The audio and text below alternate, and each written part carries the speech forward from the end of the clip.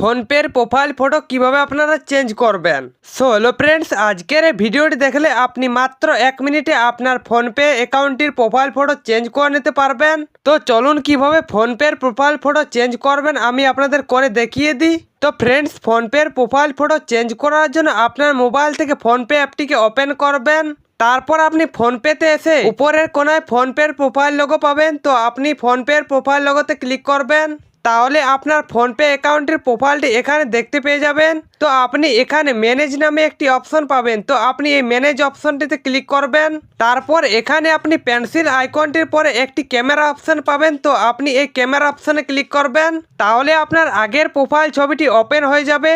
তো আপনি এই ছবিটিকে পরিবর্তন করে নতুন ছবি সেট করার জন্য এখানে ছবির নিচে একটি পেন্সিল আইকন পাবেন। তো আপনি এই পেন্সিল আইকনে ক্লিক করবেন।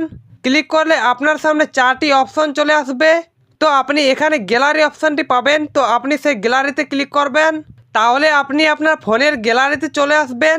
তো আপনি এখান থেকে যে ছবিটিকে আপনার ফোনপেতে প্রোফাইল হিসেবে লাগাতে চান সেই ছবিটিকে আপনি সিলেক্ট করে নেবেন। তারপর এখান থেকে ছবিটিকে কাস্টমাইজ করে নেবেন।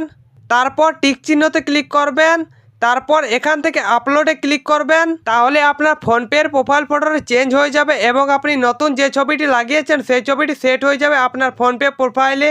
তো এইভাবে করে আপনি খুব সহজে মাত্র 1 মিনিটে আপনার ফোনপে প্রোফাইল ফটো চেঞ্জ করে নিতে পারবেন। তো ফ্রেন্ডস, এই ছিল আজকের ভিডিও। আজকের এই ভিডিওটি দেখে যদি আপনি আপনার ফোনপের প্রোফাইল ফটো চেঞ্জ করে নিতে পারেন, তাহলে ভিডিওটিতে লাইক করে দিবেন। আর চ্যানেল নতুন হয়ে থাকলে চ্যানেলটিকে অবশ্যই সাবস্ক্রাইব করে দিবেন।